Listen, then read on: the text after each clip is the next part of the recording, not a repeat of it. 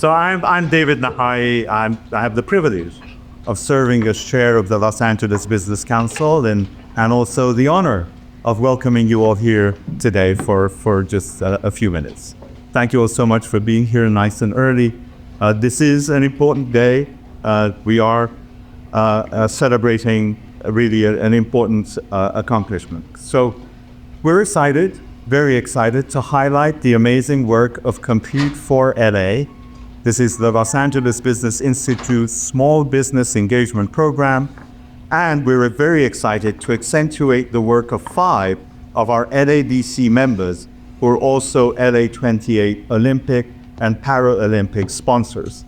And they are JP Chase, which is the worldwide banking partner, AECOM, which is the official venue infrastructure partner, Cisco, the official network equipment partner, CDW, the official IT equipment services and solutions provider, I love these titles, and Cedars-Sinai, the official medical provider. We're looking forward to an engagement discussion with Eric Aldridge, Vice President of Impact LA28 Olympics and Paralympics, Bob Graziano, our chair of LABC Institute, and chair of the Los Angeles Sports and Entertainment Commission, John Wilson, right next to him, our USC Compete4LA partner, and our LABC members, JP Chase, AECOM, and Cisco. And this panel will be moderated by our president, the LABC president, Mary Leslie, sitting right to my left. So, the Los Angeles Business Council Institute developed the Compete4LA Small Business Engagement Program in order to support local procurement initiatives and to connect small and medium businesses to real contract opportunities. At the core of this effort is something we believe is truly unique, one of its first of its kind effort, a verifiable, searchable, mappable directory of up to 40,000 small businesses located across LA County, each with revenues of less than $5 million. So I want to thank John Wilson, who is the director of the USC Dornsight Spatial Sciences Institute, for creating the database. There he is, looking all modest. You can wave, John. So he created this database to map the businesses by specific industry codes and overlay that data with every venue for Olympic and Paralympic events. That's quite an accomplishment. I don't know if I would want to turn over my personal information to John Wilson. The next thing I know, it would be all over the world in terms of what my address is, what my phone number is, and everything. But thank you for doing that work for the security. So, this database gives public agencies, prime contractors, and intermediaries a powerful new tool to identify local small and medium businesses. The very businesses that have historically lacked access to capital and new procurement opportunity. In addition to the LA28 Summer Games, the Compete4LA program is tailored to optimize opportunities tied to sports and entertainment and major large infrastructure projects. So Compete4LA teams with providers to help connect businesses to technical assistance and to help them obtain proper insurance, satisfy bonding requirements in order to ensure that they are fully qualified and ready for the contract opportunities that will be coming their way. So while Compete4LA was built to serve as a clearinghouse, connecting businesses to resources, we quickly realized that true success required something bigger, something more robust, a more regional procurement marketplace where those contract opportunities could dwell and expand and thrive. This was what led LABC, so about 10 years ago, LABC and LABC Institute partnered with BIP Solution to examine best practices and develop a feasibility study for building a regional procurement system.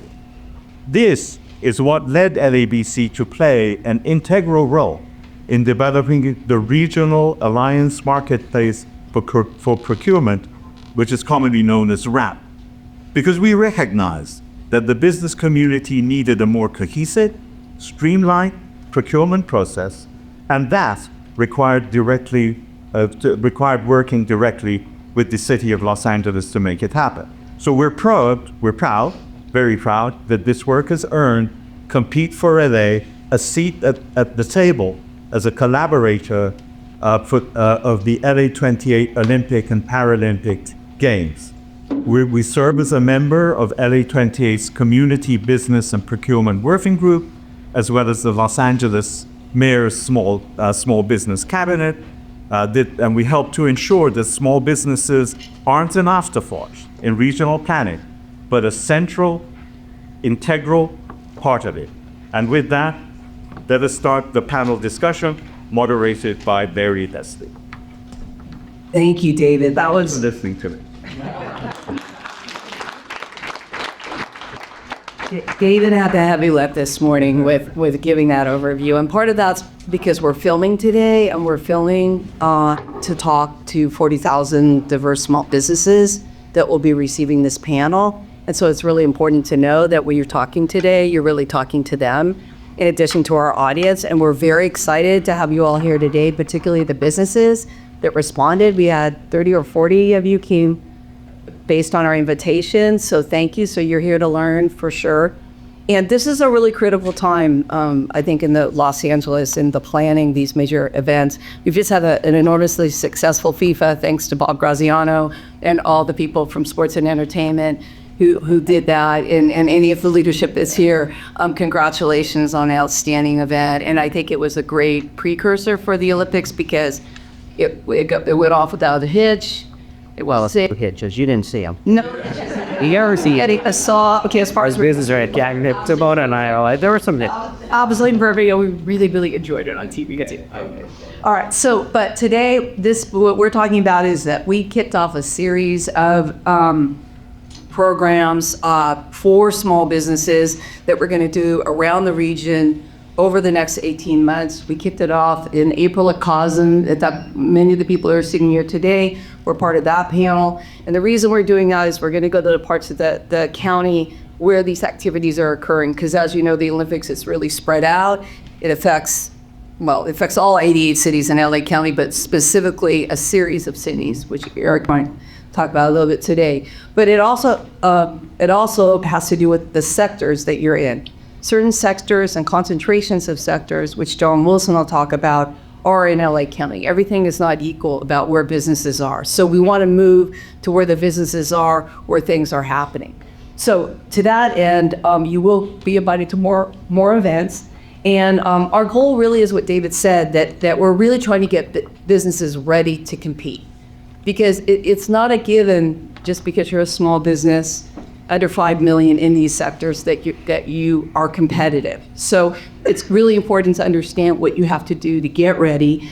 There's also a whole series of opportunities that are occurring that have nothing to do with sports and entertainment and have everything to do with infrastructure. So in October, we'll be at the Convention Center downtown. Convention Center is rolling out its first $1 billion. And that's super important because they're carving out at least 25 to 30% of that for small businesses. So if you're in infrastructure or construction, you want to pay attention to that. And they're breaking those contracts down. And by the time we have this event in October, we'll have a pretty comprehensive list of what that looks like.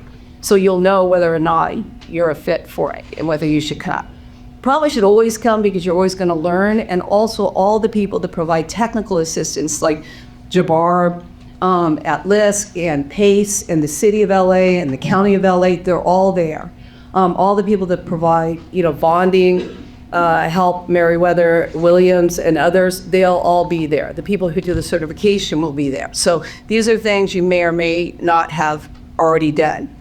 So I'd also like to thank everyone who's part of the panel today for being here, and also to our LABC Institute staff. If you haven't met them, Rachel Levy, raise your hand, you guys, Gia Nazarian, Heather Shu, and our LABC staff that help support this today, Claire Letman, Olivia Swiller, Barry Handelman, and Raleigh Mulade Nova.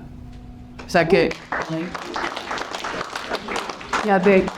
I also want to say today, if you enjoyed breakfast, this was prepared by Food, which is a local small business on Pico. It's woman-owned, and it's on the Compete4 database. Yes. So anytime that you can hire a local small business, it's a good idea. The database has a lot of hospitality information on it, so I would encourage that. But now it is my honor really to kick off today's panel with our chair, Bob Graziano from the Institute. Also, if you're interested in asking questions, there are index cards that have been provided to you that allow you to ask questions, and if we have time, we will do that. Bob, I want to start off with you. Talk a little bit about, from your perspective at both the LABC Institute and Sports and Entertainment, what's unique about Compete4, and how does it fit in this sort of small business environment that we're in? And also a little bit about why you spent personal time in the city of LA during COVID and afterwards, making sure that we had the new ramp system up and running to support this endeavor. Yeah, so thanks, Mary. So I do chair the board of the LA Sports and Entertainment Commission and was on the World Cup host committee and chair of the LA Business Council Institute, but I recently retired from JP Morgan Chase. I was vice chairman in the private bank there. And one of the things that happened, and Sarah can talk about this a lot, one of the things that happened 10 years ago or so when Casey Wasserman and the leadership at LA24 bid came to us and said, will you give us $1 million to do the bid or to try and attract the Olympic Games to Los Angeles. The guy who ran our corporate responsibility at the time was a guy named Peter Scher. And I talked about it. It was like, let's not just put money towards a bid. Let's put money towards, and this is JP Morgan's philosophy, let's put money towards trying to create systemic change in Los Angeles as a result of these large events. So what happened was, JP Morgan had been very involved with the 2012 Compete4 UK back in the day when London had it, and it's a system that's still in existence today. So the reason I got involved is because I saw an opportunity. And for me, this is not about trying to get procurement opportunities for LA28. This is bigger than that. It's trying to use the major sports and entertainment events coming to Los Angeles to try and change the infrastructure, even though it's not as apparent as the Skylink at LAX, which isn't open yet. That it's not as apparent as those type of infrastructure improvements, but it's an infrastructure improvement that can be part of the legacy of LA28 and the World Cup host, the World Cup, et cetera, because we can create systemic change that will live long after, and it's not going to be as flashy. I was on the board of LA84, which was the legacy of the 1984 Olympics, and I'm dating myself, but I was from the 84 Olympics too. But it's a dollar amount, but there were so many other legacies from the 1984 Olympics, as there will be from the 28 Olympics, that people don't talk about as much. Do people talk about, maybe some do, that the second level of LAX is because of the 84 Olympics, or some of the cultural institutions are because of the 84 Olympics. There's a lot of things that happened as a result of that. So for me, I wanted to do something that wasn't just a flash in the pan, that was like, a marketing thing for, some institution. I wanted to change the infrastructure, and I saw Compete4LA and the reformation of RAMP as a quantifiable, sustainable change. And one of the things, well, I'll say one more thing and then I'll shut up. When we hosted the 2022 Super Bowl in Los Angeles, the NFL came in and said, we want to engage with the local diverse business community. We had nothing. We had nothing to do. We had nothing to give the NFL. And they brought in a program called Business Connect, and Simona, my colleague from LASEC, is here today, and she runs it today. We created a program. They had a program called Business Connect, and we've got 250 or 300 businesses in it, that we could then give the NFL and say, these are the local businesses you should be working with. We didn't have a Compete4LA database to go to. And it was, despite what many people, it was really hard to try to find those local small businesses that wanted to be part of it. Now we have a robust group that I think at the end of the day, Business Connect can continue to work with Compete4LA and trying to pull those businesses out. Business Connect is really focused on event production. But you're right, Mary, that there's so many other things going on in Los Angeles that if people had easy access to information, they'd use it. And they would pull. Again, one more thing. I'm involved with project in Beverly Hills. It's the One Beverly Hills project. The budget for that project exceeds the budget for the 28 Olympics. It's a $9 or $10 billion project. Nobody's talking about that. The nice thing about the Olympics and World Cup and stuff is it's sexy and people want to talk about it, and we're getting people's attention so that we can make these infrastructure improvements. Well, Bob, thank you for that. Sorry. No. You can stop as long as you. Because you have a lot of institutional knowledge and you've been responsible for a lot of the reasons we're doing things the way we are, and you've set up perfectly John Wilson, who's the Director of Spatial Sciences Institute at USC. And so what we're very lucky to have is world-class research and educational institutions in this region. And we have gone to them many times for help when we have a big public policy issue that we're not sure how to solve. And what Bob's pointing out is, even with the change with the ramp system being a regional procurement system that would help LA 28, we still had a situation where we did not have a pool of identified small businesses. There's no SBA of Los Angeles or LA County, right? So this is a big deal because there's even a question of, do we have enough capacity in LA County to even satisfy these major sports and entertainment? Now, we feel like the answer to that, it's absolutely yes. LA County on its own is a country. Okay, we can handle this, but we have to be organized, and we weren't as organized as exactly as we might want into a bit in terms of identifying the talent we have. So that's why we went to USC, and John Wilson and Bo McDonald, his colleague, really listened to us. We were in the middle of a transition from one side of the campus to another, but we weren't really housed in the right place to start with. We really needed to be with experts in large data that understood how to translate data sets into useful items. So to that end, would you talk a little bit, John, about the work you do at the Spatial Sciences Institute and the expertise you bring to this project? Okay, thank you, Mary. I'm always nervous when I speak to a crowd like this because I'm just a geeky academic. So let me give you an example of the kind of data I work with and the science involved.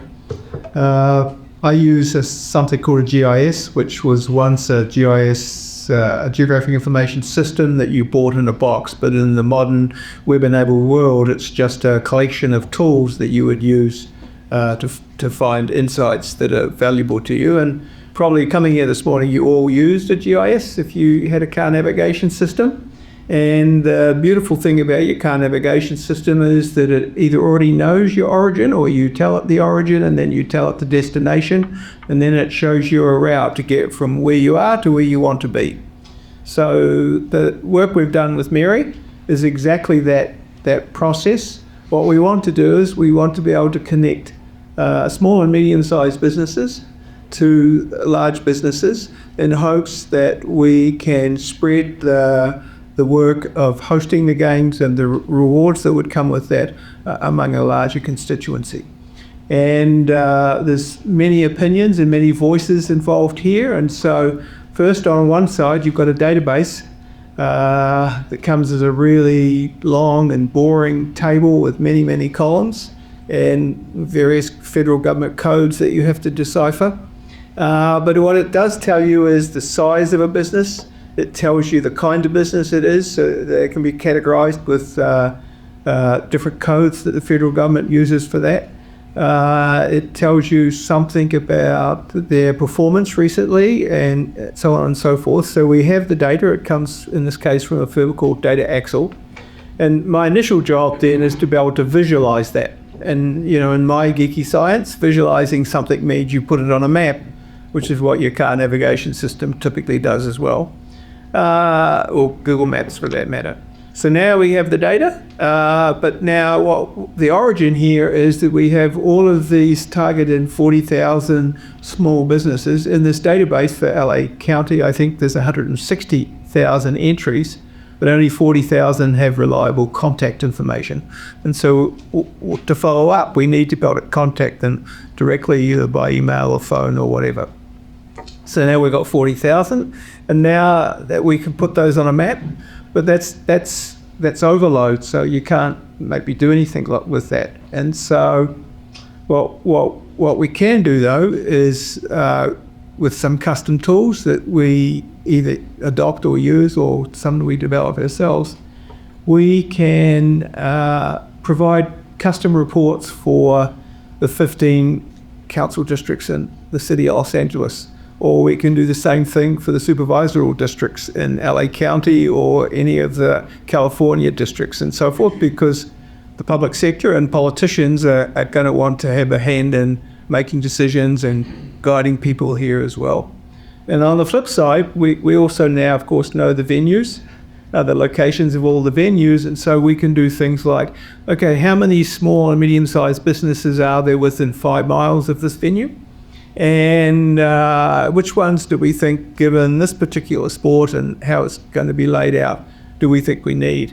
And so there's a chance here to, like with your vehicle navigation system, is that somebody using the system can pick their destination, their outcome they want, and then we can work backwards to provide the data that's pertinent to that particular outcome, right? This takes a little while to get it sorted properly, but Bo and students in my lab have done a really good job, and we're pretty proud of what we've done. Now, for me at least, that's just the beginning. I will be frank here, I had built things that I thought were incredibly good, only to have nobody use them. I have a product that I recently built for LA County that everybody thinks is too complicated. Took many hours to build. They gave me the specifications, so I'm a bit surprised they've got stage fright, but nonetheless, it still happens often, notwithstanding I've been doing this for 40 years. An example, so to keep myself sane, just to explain kind of other kinds of things you can do that I do, is I've realized that in most American cities, the relevant people that would be interested know nothing about how many trees there are or how much tree canopy there is and how that's spread across a city. A couple of years ago, I would have said if you wanted trees in the LA basin, think of Pasadena, think of Pacific Palisades. Of course, that's not true now, unfortunately. So we decided, we pitched an idea to the Bezos Earth Fund. They were kind enough to fund it. And so using publicly available data, we can describe the tree canopy across the whole of the LA basin, any other area you wanted to in the United States. And these publicly available data come every 2 years. So suddenly now we can monitor change, right? Because trees are coming down all the time, new trees are planted. And in general, I've written geeky science papers demonstrating that overall in LA, tree canopy is declining. People are wanting to expand their house, their carport, build a swimming pool. Maybe they're thinking trees are too expensive because you got to water them in this climate, etc., etc. But in the future, trees are going to be pretty damn valuable given a warming climate. And so that was my motivation for doing this. And so we bundled up the methods we created, which are basically AI methods, with the data, and we published it as a so-called deep learning package on Esri, which is a big technology company headquartered in Redlands. And in 6 months, there's 13,000 people somewhere in the world that have downloaded our workflow and the data, presumably so they could check it out and learn whether they could do something similar in their jurisdiction, right? this is the potential here. The Olympic Games, as the previous speaker has said, is an opportunity not just to change the experience that people have at the Games and who contributes to the Games, but it could be systemic change going forward. And for me, that's what's really exciting. Using data to drive decisions, to find opportunities and things like that. So thank you. Well, thank you. Because you created a pool of over 100,000 small businesses, small, medium, and we vetted it, honed it down, put it through a series of criteria and also jurisdiction area. And you created something now that is mappable, searchable, and downloadable. You can download up to 200 companies off the database now. And we targeted this into prime contractors, intermediaries who provide technical and financial assistance, and government officials who were hungry to understand better what their districts look like, who's in their districts, how many companies they have, where they are, what they do, for their own use and for potential use in all these different events. So we owe USC a big debt, and we're very honored to be partnered with them. And that leads us to you, Eric, who is Vice President of Impact for LA 28 Olympics and Paralympics. And I think the question we most frequently get is, what is the commitment by the Olympic organization to the region in terms of economic development for small and medium businesses? Yeah, thanks, Mary. First, I want to thank you for your partnership and collaboration. Mary's been a part of, she mentioned earlier, we started this work back in 2023 with a working group focused on small business and procurement. We hashed it out, hammered it out, had deep discussions about our aim and commitments as an organizing committee, and we feel like we're in a really good place. So thanks again. And John, I appreciate the geeky academics, because I'm the bleeding heart community guy who wakes up every day just thinking about how can we, the community, how can we have a deep impact on the people that live and work here in Los Angeles? And so it's the collaboration that makes that all work. I'm going to start off by sharing some numbers. I think these are really critical as we think about LA 28 and what our aim is and our commitments. And so I just want to anchor us in a few things. One, this is Ken's favorite number. We have 721 days to go before opening ceremonies. So as he thinks about it from a venue and infrastructure standpoint and what he has to do, but more importantly for this conversation, LA 28 is going to operate off of a $7.2 billion budget. That is to plan and deliver these games. Within that, there's an estimated $3 to $4 billion that will be available for local and small businesses. So when I say local and small businesses, let's click into that. When we say local businesses, within our impact and sustainability plan and our commitment to local, this is game-changing, folks. Previous editions of the games, the most applicable ones, such as London and Paris, they define local as the entire country. So Paris was, how can they keep money in France? For London, it was, how can they keep money in the UK? For us, it's, how can we keep 75% of our addressable spend here in this region? City of LA, LA County, and five counties here in this region. And so it's very intentional about our work, and we hope as an organizing committee that this becomes game-changing within the Olympic and Paralympic movement. But within that, we heard clearly that people want to know what are the specific opportunities for small businesses. And so for us, we put another target in our plan around 25% of this spend going to small businesses. And so as we work with our partners in this space, both on venue and infrastructure, food and beverage, transportation, hospitality, etc., we are working to figure out how can we be inclusive of these small businesses. But this is where Compete4LA comes into play, because in our work, I think all of you are in this same space, and that is probably the number one barrier is communication, right? And so being able to convene, being able to identify helps eliminate the number one barrier. Then we get into ability, technical assistance, etc. But it all starts with communication. So that 25% small is a target within the LA 28 plan. As we think about where we are now, just a couple things that are really critical. LA 28 has an agreement with the City of Los Angeles called the City of LA Games Agreement. Within that, we made a commitment mutually to utilize RAMP as the sole place to find LA 28 procurement opportunities. If you go to la28.org, you can find out a lot of things, how to volunteer, how to get the ticket pool. You can find out about our procurement plan, but you won't find opportunities to LA 28 on the LA 28 website. You have to go to RAMP.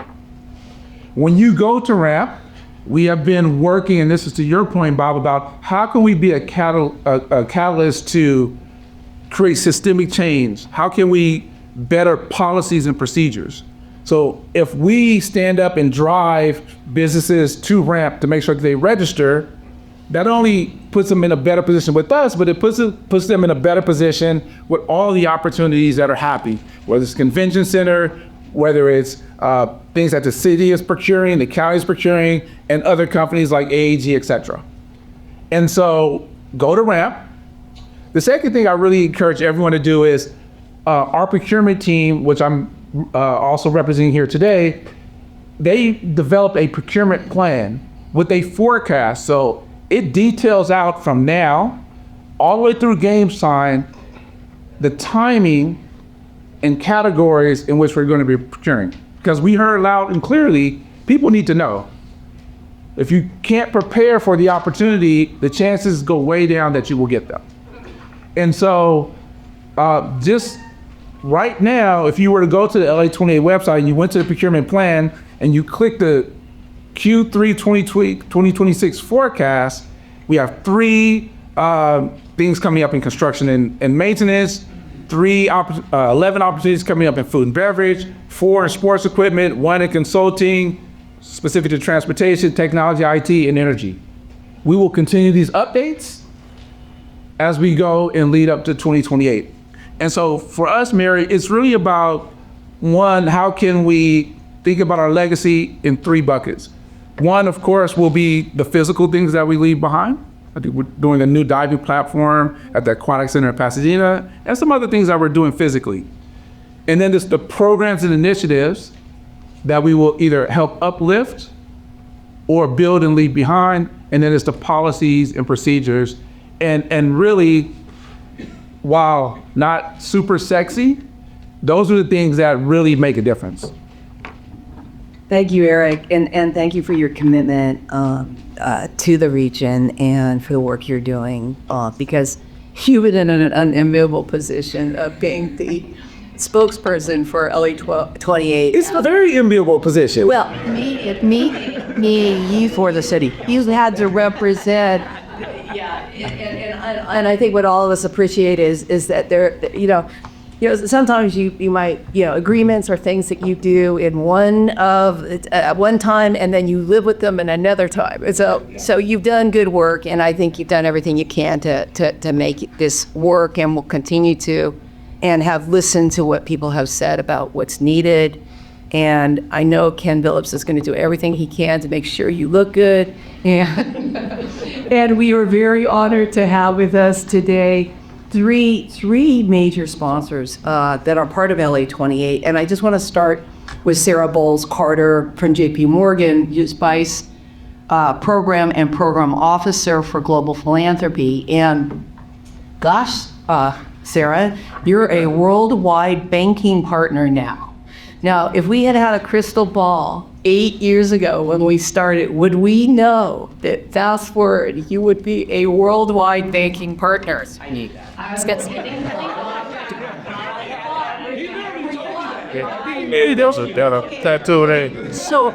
So Sarah, share with us why you guys spent the time and energy over the last 8 years developing Compete4LA.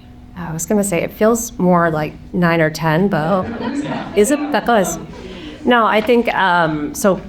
Fundamentally, we have been proud to support LABC in the development of Compete4LA over the past 8+, let's call it, years. Because I think the firm really early on believed that if LA was going to host major global events like the Olympics, that we needed to be really intentional about who was going to benefit from those opportunities, and especially honing in on small businesses that have historically had fewer pathways to procurement opportunities. So this has been a journey, and I think a really interesting evolution. So as Bob and Mary mentioned, initially this work had really centered around learning from the London 2012 Olympics and the kind of centralized procurement portal that they were able to put in place. And then supporting LABC to work with a consulting firm in the UK to really take some of those lessons and see how those could be applied and implemented to an LA-specific context. And then over time, that's really evolved the partnership with USC that sort of helped take kind of those fundamentals and actually implement more of a practical solution, honing in on businesses.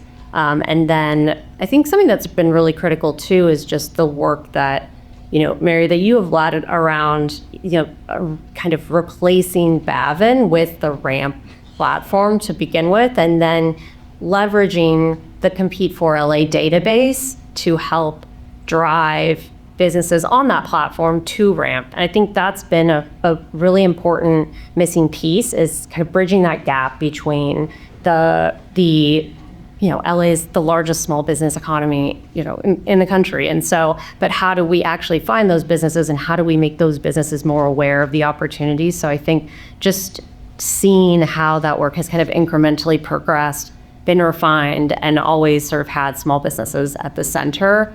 And I think the Olympic sponsorship was something that we always thought would be really the most important part, because we are a bank, right? And so philanthropy is not the central thing that we do, but I think we've been able to really kind of leverage what we've learned through our philanthropic investments and strategies in supporting small businesses, and thinking about, what's next? Like, how do we leverage this Olympic sponsorship, what we know from our philanthropic investments, what our core business functions are, what are the largest small business lenders in LA, and really kind of bring that all together in a way that can hopefully drive real impact in the region.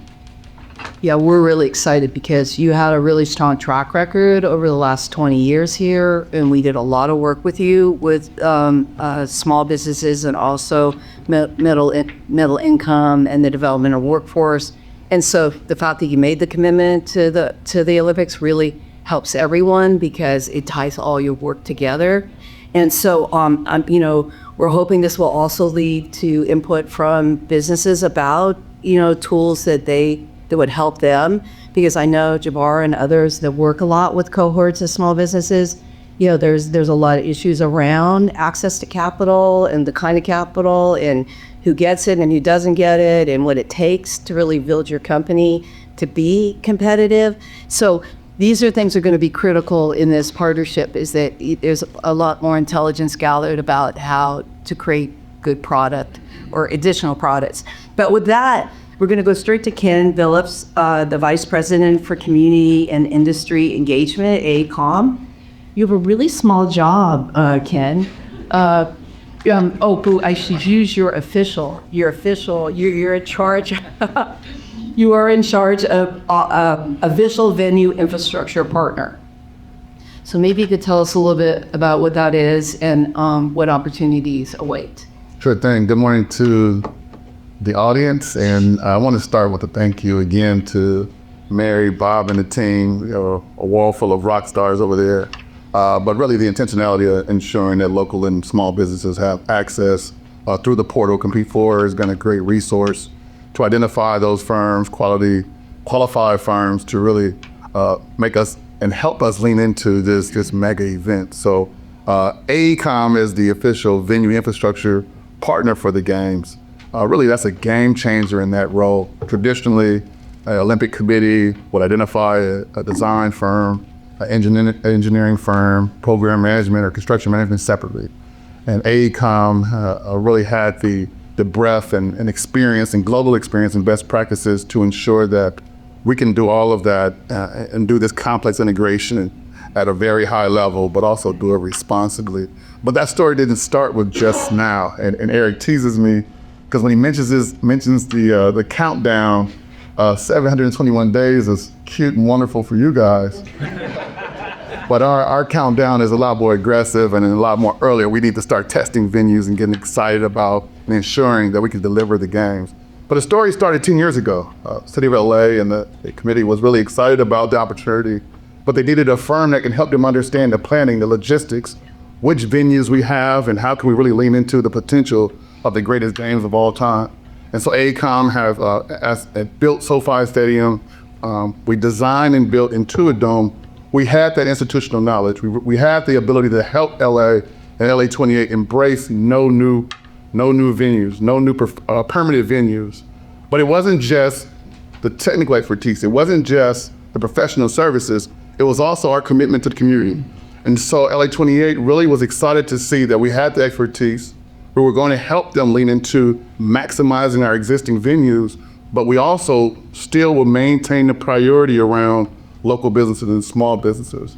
And how does that work? My role is to be the lead of impact and legacy. Impact for the games, but legacy beyond that. And so the way we do that life cycle is identifying our scopes. Those are the different range of opportunities that you'll see on ramp. How do we identify the ways in which we deliver the games? When we take that information is now targeted outreach.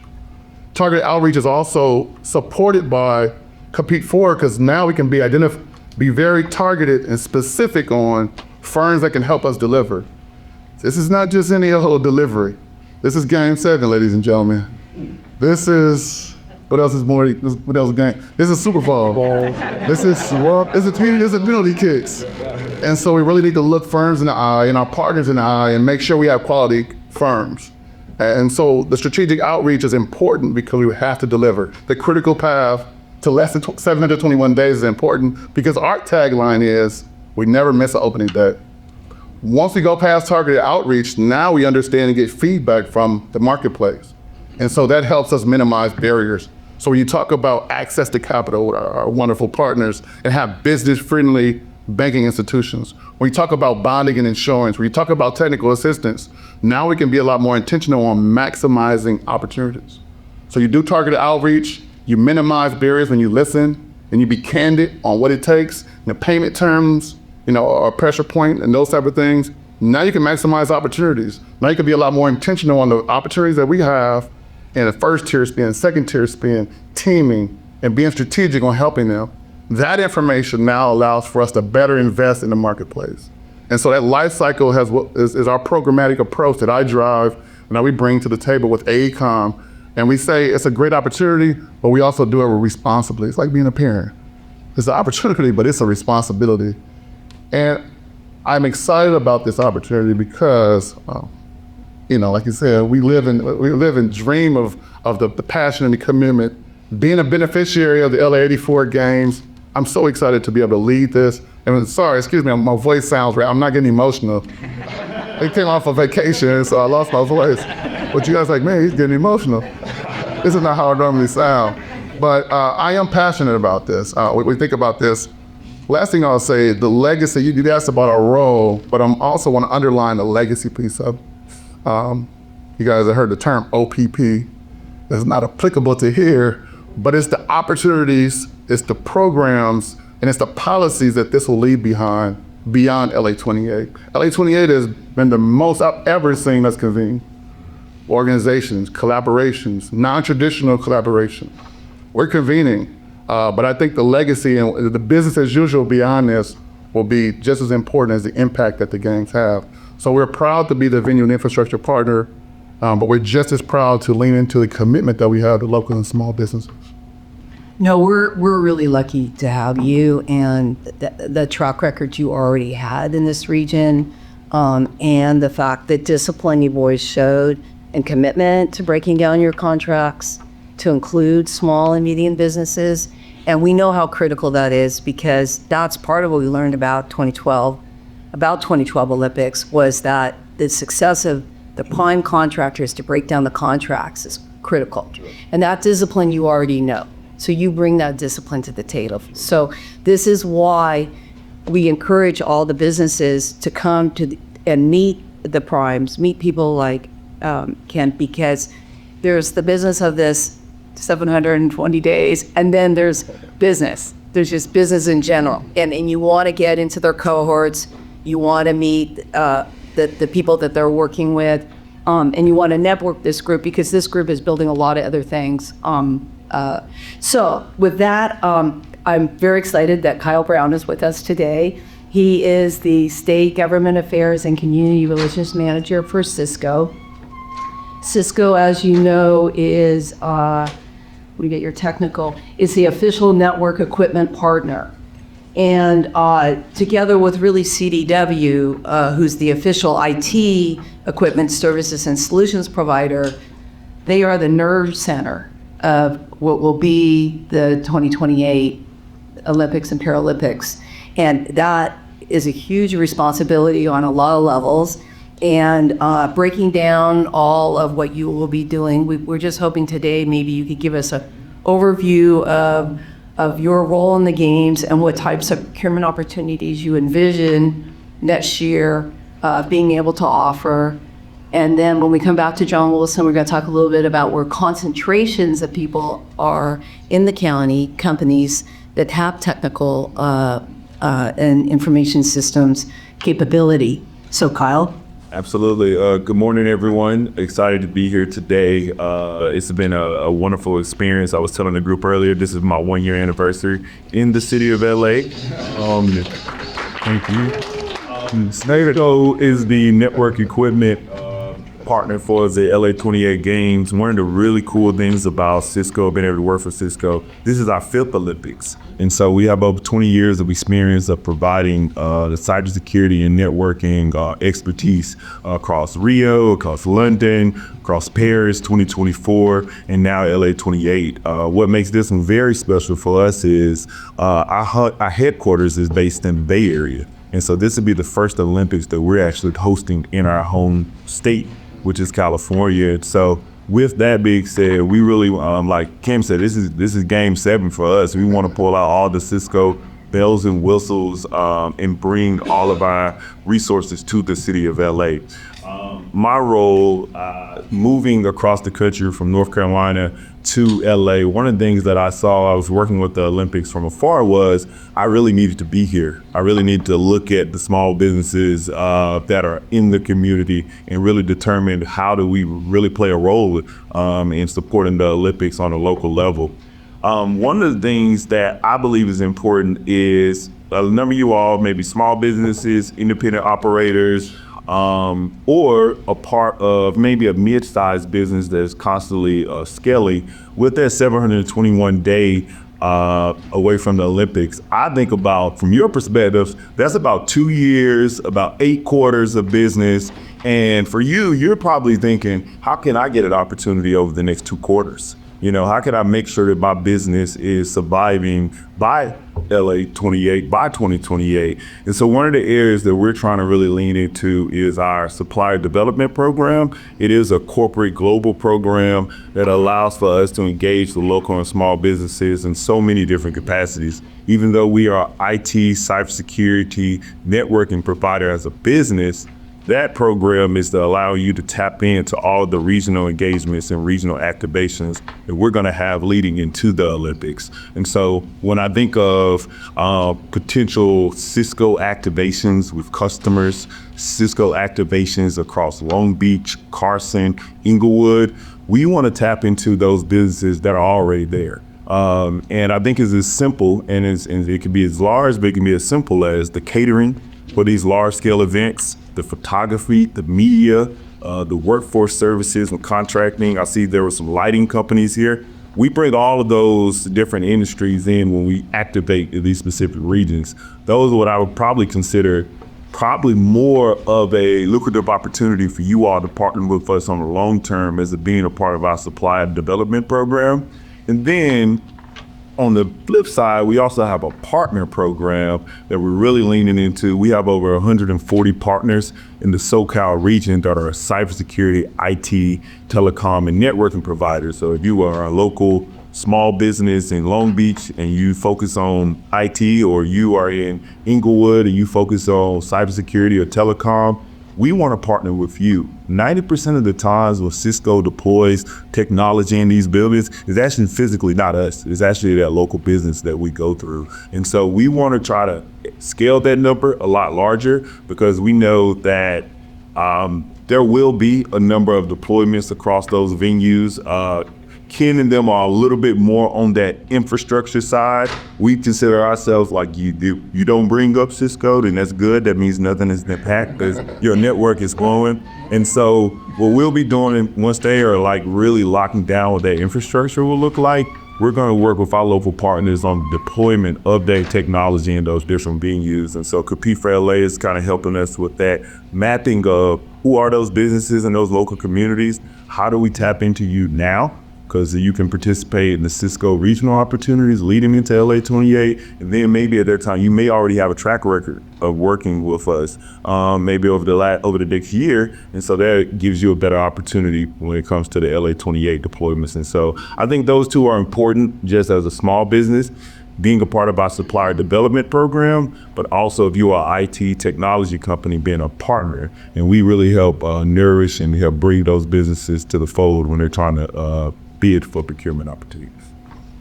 Yeah, thank you for that, Kyle, because that last part about how Compete4 can help you comes back to John Wilson. And I'm going to let Bob make a comment first, but then I want to come back to John because yeah, he did. Yeah, thanks. So the point I wanted to make was, when I sit here and listen to AECOM and JP Morgan and Cisco, and you guys all have to understand that Eric's out of a job in 800 days. and part of what I think the legacy that Eric will... I was out of a job in 1980. No, I'm going to send my resume too. But part of what excites me isn't about what LA 28 is just going to do for Los Angeles and Southern California. If we can get this right, the AECOMs, the JP Morgan Chases, the Ciscos can kind of spread what we do on a national level. I mean, there's no reason there shouldn't be a Compete for San Francisco or a Compete for Seattle. And if we can get this right and export, and USC can help all of if we could export this to the rest of the country becomes stronger. Even though Eric and his team are going to be spending in Los Angeles, I mean, we could really create a model for the country, maybe even globally, because LA 28 has these amazing national and global partners. I think that's right. And then to give a specific example, I think coming off what Kyle said is a really good example, John, of how you can explain that the data that you're acquiring about even these 40,000 companies, because of your spatial analysis, you can tell us a lot more about the distribution of these sectors and whether they're clustered or not, that help us do economic development planning. So can you talk a little bit about, like, for instance, on the database, there are roughly 14,000 information systems technology companies that potentially would be eligible for whatever Kyle's group does relative to LA 28, separate from all of the events they have.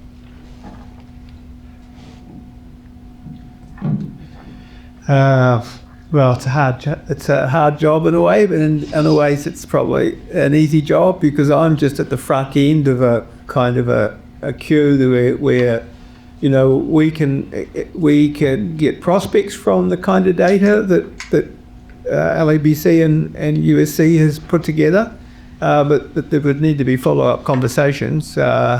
All of us have had an experience where we've been searching for something on the web, we think we've found it, and so then we take a local road trip to meet the place, and sometimes it doesn't work out as intended.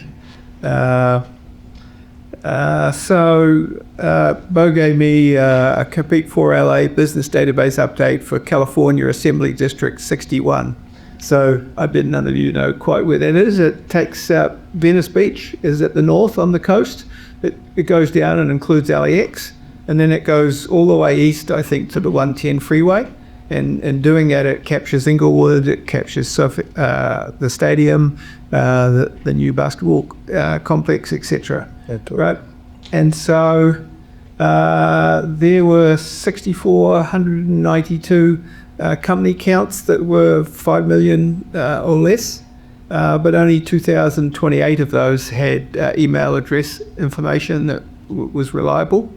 But then within that, you can take these industry codes, and so there are 114 information companies, there's 121 manufacturing, et cetera. So there's, maybe on this table I'm looking at, there's about 15 different categories.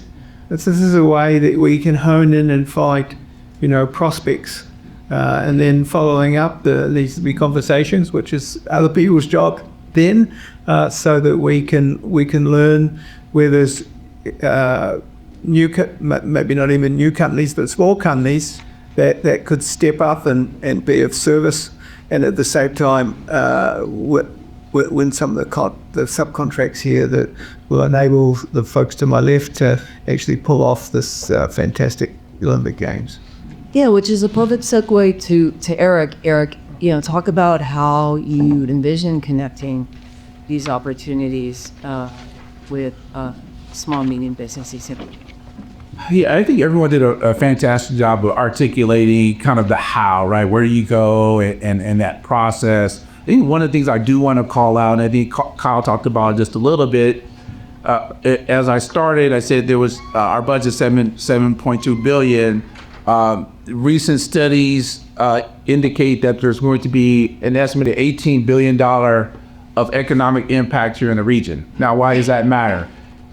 Doing the math, that's close to $11 billion difference between the direct and the indirect. Why does that matter? All the things that will be coming to our region, all the parties that JP Morgan and Cisco and AECOM will be throwing when they're done with their heavy lifting. All of our other partners, you saw this at World Cup where there were watch parties, special events, convenings. When you think about those micro businesses and those hyper local businesses, the ones that John just identified, those catering companies, security companies, AV companies, etc., those are also real opportunities that when you think about those hyper local and those micro businesses, that's really where their opportunity is going to be. And so this again is why these lists are critical, because when these 206 national organizing committees come in, so we're Team USA, but when they come in from all over the world, and they also have sponsors. We won't talk about them, but they have sponsors as well. And they will be in this market activating, throwing lots and lots of events and parties.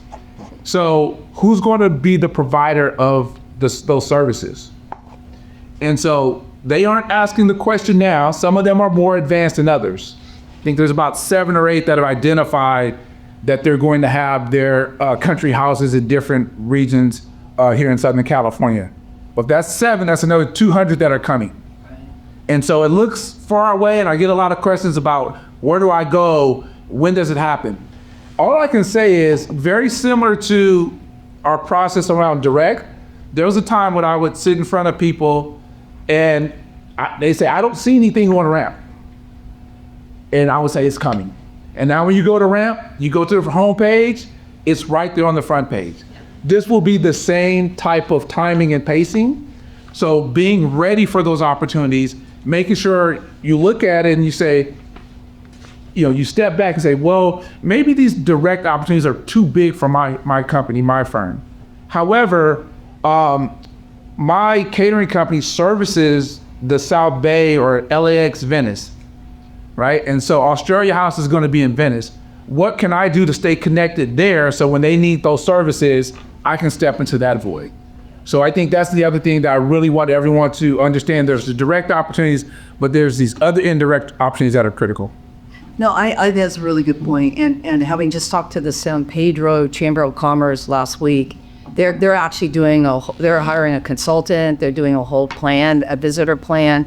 That's very smart because, their question is how much direct spend do you think will occur here? So I don't know. But if people know how hot it is here in July and August, I think you should be extremely popular down there in San Pedro, hang out to Long Beach, because they're going to figure out that's where the ocean is. But your point is well made. And Sarah, getting back to you, a little bit more about JP Morgan's expectations about the partnership as it relates to small business, if you can share any of that with us. I know it's just been announced and you're working on it, but please feel free to comment on that. And also, what is the legacy that JP Morgan hopes to have from this? Yeah, thanks, Barry. So I will say, I think more to come in the near future, like within weeks, we should have some more splashy things to announce. But I think just maybe to kind of reiterate some of the points that other folks have brought up around just using this moment as a catalyst, and then really thinking about kind of what the legacy will be. And so ensuring that for our firm that we are helping to, scale our support for small businesses across not just philanthropy, but lending as well. We have a team of folks that provide financial coaching and financial health seminars, and they'll be working directly in partnership with Olympic athletes. So kind of thinking of all the different core functions that the firm does and really helping, I think, bring them to scale, so that, again, this isn't just a one-time activation, but something that has legs for the long haul. Another area that we're also thinking about into this indirect spend point is what are the major neighborhoods and communities that will be really heavily impacted by foot traffic that could align with metro expansion, and how can we think about really targeted support to neighborhood-based businesses that are not necessarily in the supply chain but are going to be experiencing a huge increase in volume, and so how do we make sure they're ready to really capitalize on that as well? So part of that legacy will be that impact to the broader community. Yeah, and I think just this in a similar way that I think we thought about the Compete4LA partnership and support over the years, is to get to such a place where we're bringing down some of the, helping to support, bringing down some of these barriers for small businesses to actually be able to participate, and laying that foundation of support and helping. It's a very fractured ecosystem. LA is a big place, and so I think just helping to foster some of that connectivity will have longer lasting ramifications outside of the game. So I think that's sort of how we're looking at it more broadly. Exactly. Okay. And then Ken, coming back to you, on this rollout deal that you're responsible for over the next 720 days. Where's Barry? You keep saying the 720. I need that extra day. Don't say 721. There's one more day, 721. We need a day. Sure. Sorry, one. Okay. Okay, a day. Yeah. Those days that you have. That whatever. We were together in April at COSM. You started to talk about, actually Inglewood is going to be a very important site. It has a lot in the AECOM plan for the entire Olympics and Paralympics. It has a big responsibility, I think, for venues and also communications and several other things.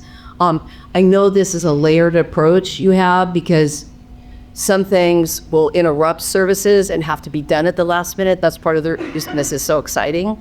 But can you talk a little bit about what the implementation plan looks like, how the rollout? Yeah, sure. And this is more our approach, but it's important because it informs businesses how to strategize. Eric and I have fun with sports analogies, and I'll try not to overwhelm you, but I think it's important for businesses to kind of sharpen and understand and develop their procurement IQ, really understanding how procurement works. He mentioned direct, indirect, but if you think about, or kind of a quick education on how AECOM gets to opportunities and how I go to the marketplace, the initial approach is the what and the where. So we have worked with LA28 to identify, design, and engineer which venues and where, right?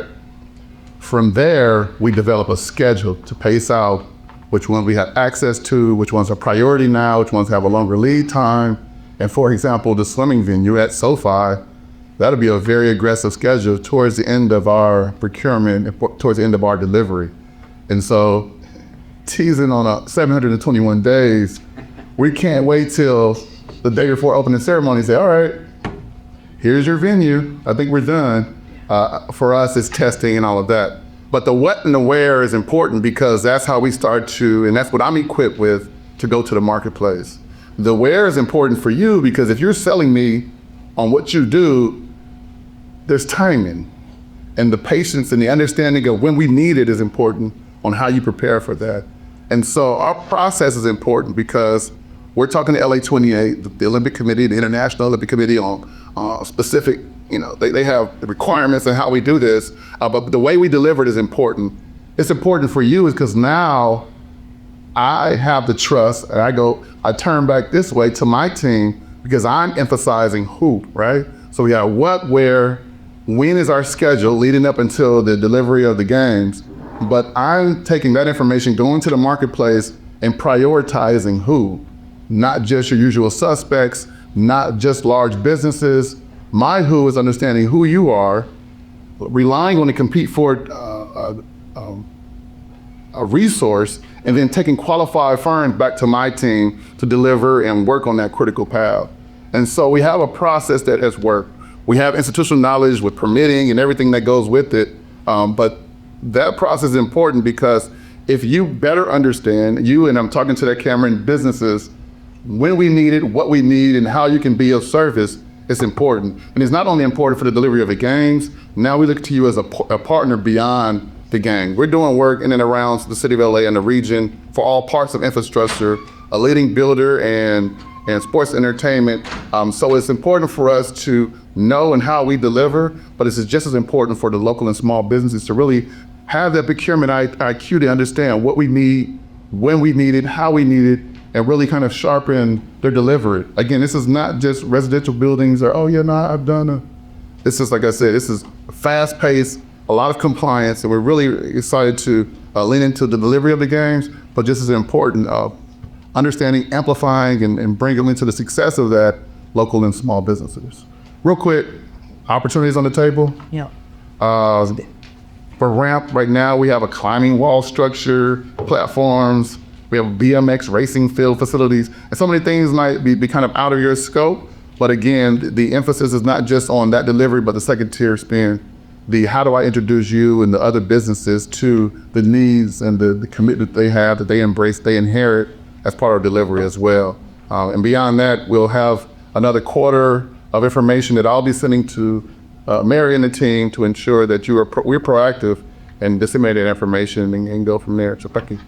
Yeah, and I think being tied into the webinars that LA28 produces and making sure we sync that, because we did one on hospitality, I think a month or two ago. That was really critical because I think a lot of people are trying to figure out how that's going to work. Also entertainment, exactly how that's going to work and what the opportunities are. But Kyle, I just got the questions from the audience, and I was going to see you anyway, and the questions correlate. So the question for you is, how does one tap into the CDW and Cisco supplier development programs? What's your access point? You're looking at them. And that's one of our major things.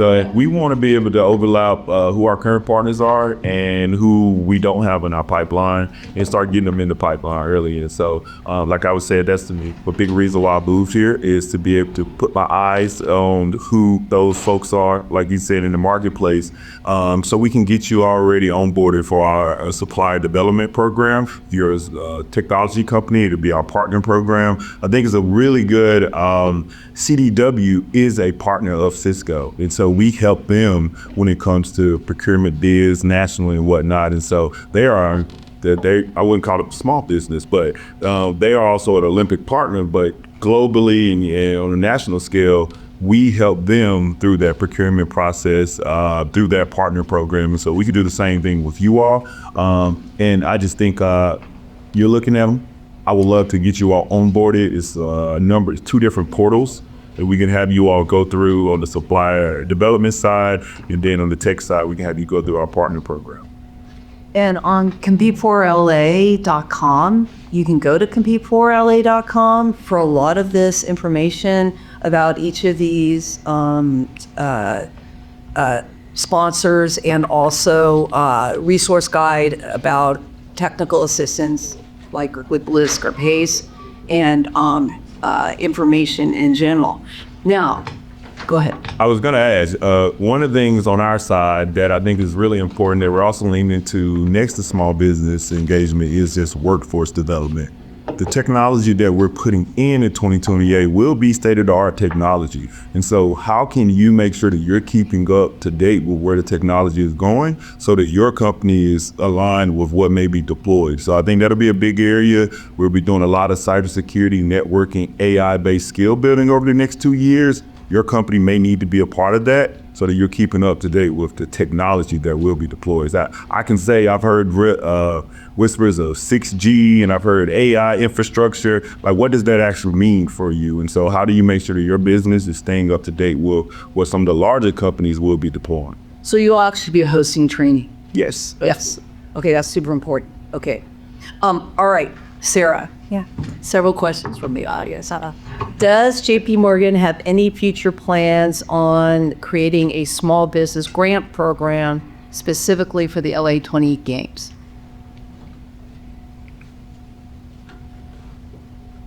I cannot say at this point in time.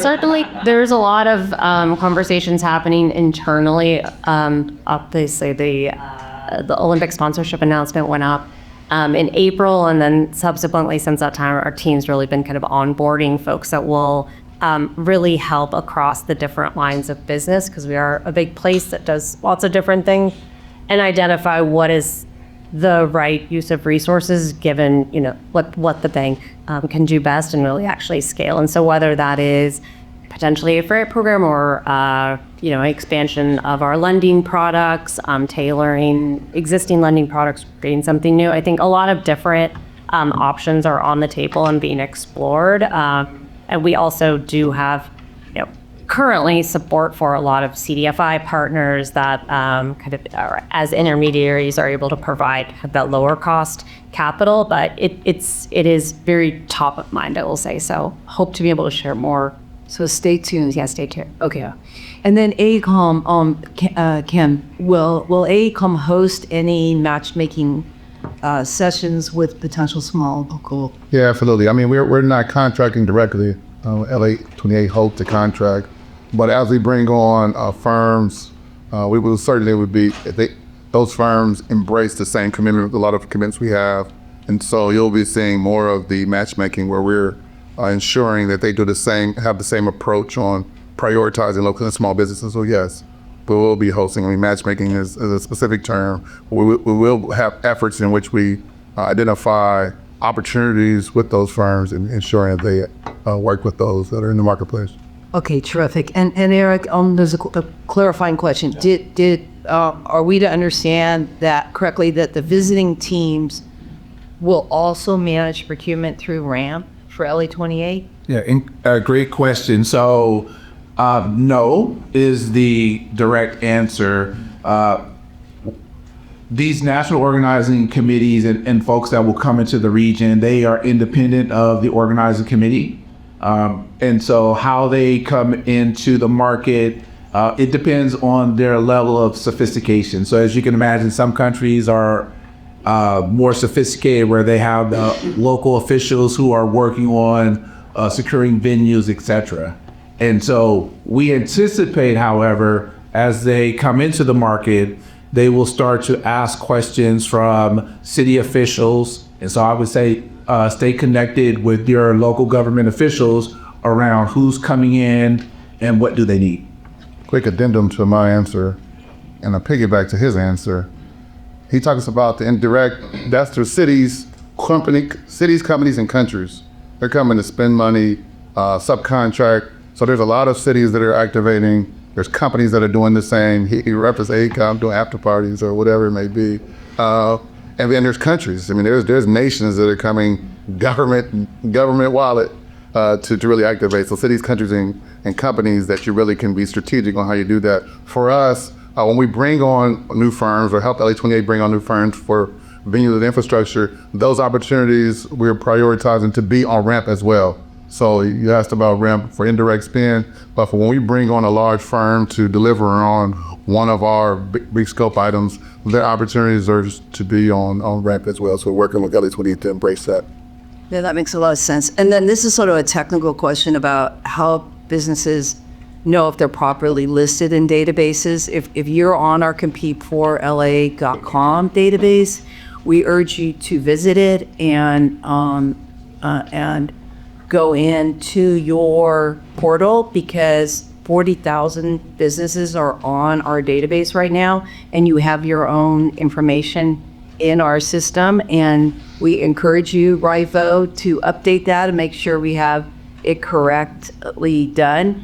Now, when information goes into RAMP and moves over to LA28, I don't know what the verification is for LA28 businesses.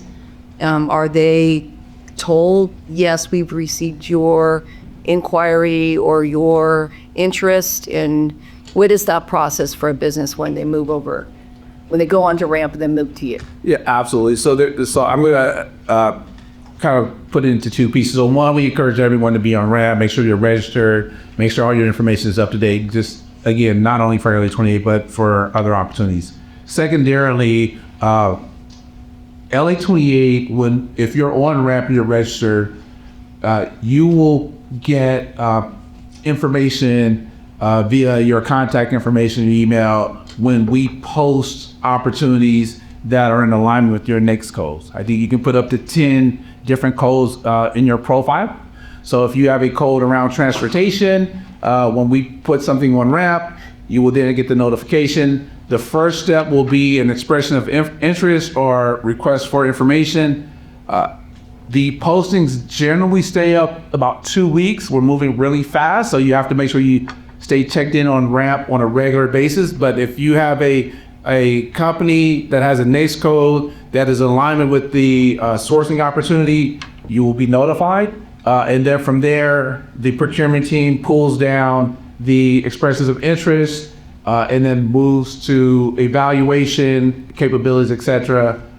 The one nuance and difference that you'll see between LA28 and maybe some other companies who place RFPs, their RFQs on the RAMP, we will only place the EOIs and RFIs on RAMP. Got it. And then just a follow-up to that was clean energy companies that are involved in LA28 infrastructure for charging and other DERs. How will that work? So don't know the opportunities specifically off the top of my head. However, on the procurement plan, we have listed out all the categories and all the different opportunities from now through 2028. I believe there are some opportunities around energy and waste and sustainability and a few other categories. So we'll check back in, and then post this meeting, what we will send through the LABC team is what we call our LA28 procurement toolkit. And that has all that information in a little bit more detail. Okay, now I'm thinking for a speed round that I'm going to ask you all the question, and I'm going to start with Bob about what you would hope the legacy of the games would be, and this program. As it relates to small business. Yes. Yeah. 4, 3. Just going back to my initial comments, I hope the infrastructure is markedly different in 2029 than it was in 2016-17 when SoFi decided, or when Kroenke decided to come back to LA. I hope there's a structure in place that lives well beyond the 28 Olympics, and the small business ecosystem that exists in Los Angeles is stronger than ever. I think my goal would be the same. The more people that are participating in the economy, the better the economy is and better people's lives are. So if we can use the games as a way to reset some of that, that would be fantastic. I would say I'm going to use a little bit more of an anecdotal description of how I view it. It is more so, can we create systems that ensure that more folks get a bite at the apple? That simple. Can more people participate in the different opportunities related to the games? I have used this analogy a few times, but I love it, and I think it's applicable. How many of us here have hosted a last-minute party at your house, or pull folks together and you're like, oh, let me get my house together? The legacy of the games, I think, is kind of replicating that. We have done well at we got to get our house together. People are coming over. And in that moment, when you do that, many times you take a step back, you're like, man, if I could just keep my house like this, then everything would be way better. If I could just keep my house like this, even after somebody could clean out, whatever, when you take that step back. And so I really hope that the legacy of the games is, as we're convening and we're doing these wonderful panels and talking about the future of business and then how we can lean into, provide resources and maximize opportunities, I'm really hoping that the legacy, and I'm very optimistic, I'm biased, but I'm optimistic that the city of LA with business as usual is not just NBA All-Star, World Cup, Super Bowl, and the games, and we're not just doing it for mega events, but this is just business as usual. And so when we take that step back and look at our house and our city and our region and the way we do business, I hope it stays like that.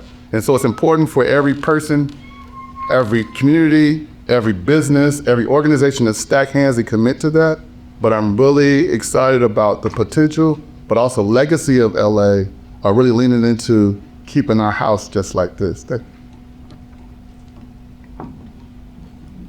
I think wanting to be able to ensure that we can actually track and see what happened to these businesses that we are talking about, right? On this, that can be able to say definitively, this is what the opportunity was, and this is quantitatively how local businesses and communities benefited, because I think there is sort of a fear, and make it just mine, some folks' heads in the back of your head of, will we be able to really look at this and say all this planning, all this time, all these conversations, that we really actually were able to move the needle and in a way that helped small businesses and communities benefit?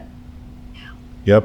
For me, very similar. Hopefully that everyone can get a bite of the apple. But I also believe one of the things I've seen here is just how do we expose our youth to some of these opportunities a lot early, like the kids growing up in Long Beach, Inglewood, Carson, who are going to see that infrastructure change over 2 to 3 years. Some of them may be high school seniors, some of them may be at Long Beach State. How do they, make sure that they benefit from this opportunity of seeing the Olympics come to their hometown? And so I think that's a really big legacy of, it'll probably come back. I don't know when, 2028, it'll probably be 2056 or something. But those boats, LFD carrying the source. Something else. That'll be this. That'll be another generation's plenty out. I'll be here. So I think it's interesting. I've never seen the Olympics in my home country. I didn't tell you how old I was in '96, but I think it's important that you get those people involved, get them at the table, and seeing how they can leave a legacy and be a part of the process. Yeah, just to bring it back home, we started this, the Bathin system, which I heard some of you moaning there, that became the new regional ramp system. Boy, RTD. Was roughly 85,000 businesses, I think, Rachel, roughly. And when you asked how many of them were diverse small businesses or women-owned business, that's a harder thing for them to be able to tell you, though now they're working on that system so that you have to show your NACE code when you enter. Probably you've noticed that they're beefing up the screen on who you are so they have a better idea so they can report out. So for us, if we work with a pool of 40,000, we want to be able to say we convert at least 10% over that were engaged and contracted. So if we can even move 4,000 new small businesses over to RAM, that's a legacy for us, I think, or JP Morgan, because this engagement of going after small business that had not historically been engaged is new. Because we never went after the ones that weren't engaged. We worked a lot with the ones that were engaged. So that's what the excitement that the Olympics brings us, the sexiness of it, and the Super Bowl and all, is that all of a sudden everyone knows what it is. So it's a chance to get people's attention, to actually get them thinking about whether they want to compete, and then give them the tools to compete, and then get them engaged. And like winning an Olympic contract is not the primary objective, though is an objective. But getting people engaged is the objective, for sure is the objective. So, I think that's how we're gonna judge it, and the metrics we're gonna end up giving JP Morgan back is we wanna be able to say that, at least 4,000 people woke up that were on this database of 40,000.